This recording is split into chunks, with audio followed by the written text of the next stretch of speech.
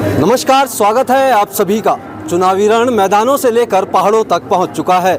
इसी क्रम में न्यूज़ इंडिया अपडेट की टीम पहुंची हुई है आज उत्तरकाशी।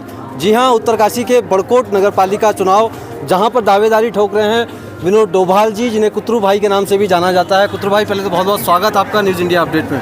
आप लोगों का बहुत बहुत स्वागत है हमारी नगर पालिका बड़कोट में। जो आप इस दूरस्थ क्षेत्र में आए हैं उसके लिए आप और आपकी टीम को बहुत बहुत धन्यवाद। धन्यवाद डोभाल जी। तो हमने आना ही था, चुनावी रण चल रहा है, काफ़ी सारे प्रत्याशी हैं जो अपने अपने भाग्य इस चुनाव में आजमा रहे हैं। आप भी कई मुद्दों को लेकर के इस नगर पालिका चुनाव में अध्यक्ष पद के लिए दावेदारी कर रहे हैं। क्या कुछ खास मुद्दे रहने वाले हैं आपके? देखिए, हमारी जो ये नगर पालिका है इसकी उम्र तकरीबन 40 साल हो गई है, और अगर आप बड़कोट का भ्रमण करेंगे तो ये बड़ी अव्यवस्थित है।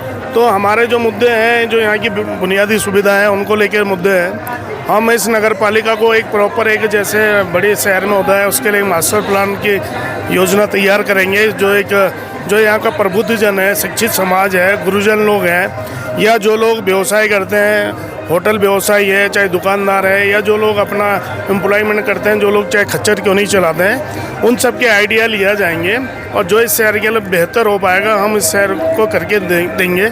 ऐसे यही मेरे मुद्दे रहेंगे। डोभाल जी, हम लोग भले ही देहरादून में रहते हों, लेकिन खबर पहाड़ों से लेकर के हर जगह की हम लोग कवर करते हैं। यहाँ के भी हम देखते हैं इस पालिका परिसर में जो इलाका है पूरा जल संकट से जूझ रहा है। इसके समाधान के लिए क्या कुछ योजना आप लोगों की है? देखिए, इसके जो जल संकट की जो समस्या थी उसका तकरीबन 90% जो है उसका समाधान हो चुका है। उसके लिए बीच में यहाँ पे लोगों ने भारी तादाद में प्रोटेस्ट भी किया था, और वो वाकई में यहाँ पे जल संकट है, क्योंकि इस नगर पालिका की जो आबादी पहले थी अब उससे कई गुना बढ़ गई है। तो उस वजह से वो जल संकट है, और वो जो इंफ्रास्ट्रक्चर है हमारा पानी का वो पुराना है। तो उसके लिए जो सरकार है हमारी उत्तराखंड की, उससे 2 योजनाएं यहाँ के लिए स्वीकृत हुई हैं, और दोनों एक योजना बल्कि कंप्लीट हो गई है। जो छोटी योजना थी कंसेरू से वार्ड 7 जो है वहाँ तक की, वो योजना कंप्लीट हो चुकी है।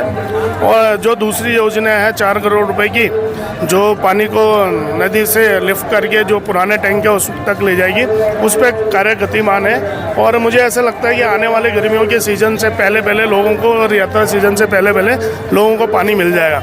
यदि उसके बाद भी हमारे नगर पालिका में इस पानी की कोई किसी तरह की समस्या रहती है, वैसे अगर टेक्निकली मैकेनिकली उस प्रोजेक्ट में ठीक से काम होता है तो नहीं रहेगी। फिर भी अगर कुछ अड़चन आती है तो हम उन लोगों में से हैं कि सभी का, यहाँ पे रवाई घाटी है, हम सब एक परिवार की तरह लोग रहते हैं, सभी का सहयोग उसमें लिया जाएगा और कुछ बेहतर किया जाएगा।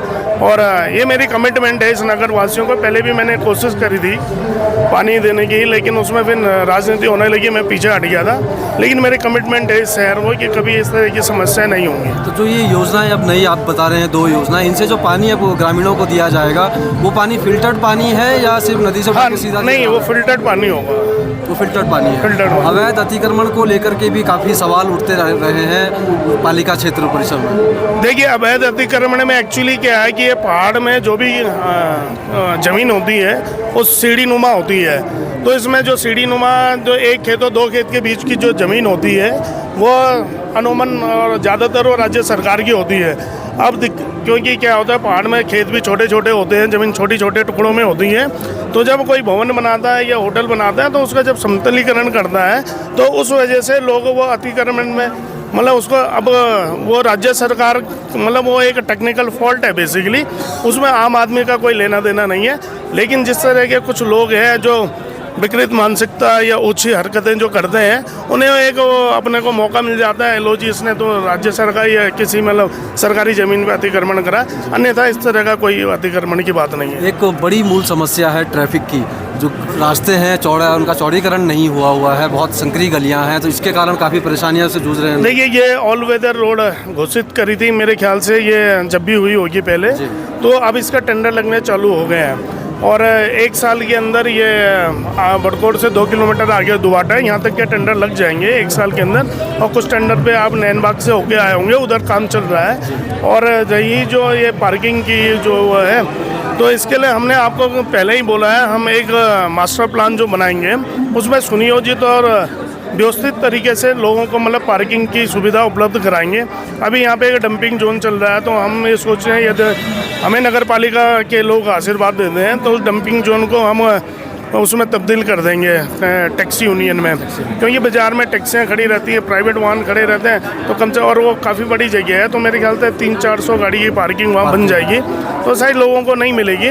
और जब हम मास्टर प्लान बनाएंगे तो हमने आपको कहा है कि हम इसको प्रोफेशनली ऑर्गेनाइज करेंगे, और जैसे लोग कंपनी को ऑर्गेनाइज करते हैं तो कभी मतलब मुझे नहीं लगता ये बहुत बड़ी समस्या है, लोगों को करके हम देंगे। डोभाल जी, प्रोफेशनली ऑर्गेनाइज की बात होती है तो वेस्ट मैनेजमेंट को लेकर के क्या कुछ रहने वाला है? वेस्ट मैनेजमेंट हो गया, आवारा पशु हो गए, ये पालिका क्षेत्र में अधिकांश दिखाई देते हैं। और देखिए, बड़कोट में आवारा पशु के लिए पहले अभी जो नगर पालिका अध्यक्ष श्री अनुपमा रावत जी, उन्होंने गौशाला बना रखी है, वो उस पर काम कर रही हैं, और अगर उसमें कुछ असुविधाएं होंगी तो हम उस पर काम करेंगे।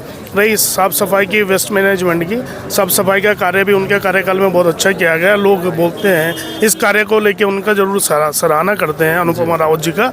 और इसके अलावा हमने जब आपको मास्टर प्लान की बात करी है तो हम इस नगर पालिका को सीवेज ट्रीटमेंट प्लांट का हमने सोचा है, और यहाँ कैलकुलेशन के हिसाब से 135 लीटर पर व्यक्ति की वो उन्होंने DPR भेजी थी। अब पॉपुलेशन बढ़ गई है, थोड़ा सा उसमें शायद चेंजेज होंगे, और विधायक जी ने के माध्यम से भी वो DPR गई है, वो तकरीबन 70 करोड़ रुपए की वो DPR थी। तो उस पर अगर उसे एक बार अगर हमें मौका मिला अध्यक्ष बनने का, हम उस DPR को देखेंगे, अगर लगता है वो सफिशेंट है, या आने वाले कम से कम 50 साल में हम जो भी काम करेंगे वो भविष्य को देख के करेंगे। अगर हम कोई योजना धरातल पे उतारेंगे तो कम से कम आगे 50 साल तक लोगों को उस योजना पे, मतलब लोग उस योजना पे डिपेंड रहेंगे। डोभाल जी, तो आपके जो प्रतिद्वंदी हैं वो राष्ट्रीय पार्टियों से, एक BJP, कांग्रेस, और ऐसे में आप निर्दलीय दावेदारी कर रहे हैं, तो इन धनाढ़ दलों के साथ पार पाना कितना चुनौतीपूर्ण है? देखिए, आदमी निर्दलीय लड़े या चाहे किसी राष्ट्रीय पार्टी से लड़े, को टिकट पाना है किसी पार्टी से, हमें लगता ज़्यादा बहुत महत्वपूर्ण बात नहीं होती है। देखिए, हमारे जो बड़े भाई हैं विधायक बने, वो भी निर्दलीय बने, और मैंने हमेशा बोला है हमारा जो कार्यकर्ता है वही हमारी पार्टी है, वही हमारा टिकट है, और हमारा कार्यकर्ता बड़ा मेहनती कार्यकर्ता है, हमें उस पर पूरा भरोसा है, और हम उसी के भरोसे में चुनाव जीतते हैं। मंत्र भी आपने दिया है, सेवा और सहयोग आपका मंत्र। हाँ, हम ये मंत्र, हमारा सेवा और सहयोग क्या है, वो जो है वो हमारे बेसिक संस्कार हैं। बात जी, आपने हमें अपने चुनावी व्यवस्था समय में से समय दिया, उसके लिए बहुत बहुत आभार डोभाल जी। आपका बहुत बहुत धन्यवाद। तो ये थे हमारे साथ नगर पालिका बड़कोट से विनोद डोभाल जी, जो निर्दलीय प्रत्याशी के रूप में पालिका अध्यक्ष पद के लिए दावेदारी कर रहे हैं। साथियों, खबर को शेयर करना बिल्कुल ना भूलें और बने रहें हमारे संग। बहुत बहुत धन्यवाद। आप देख रहे हैं NIU न्यूज़ इंडिया अपडेट।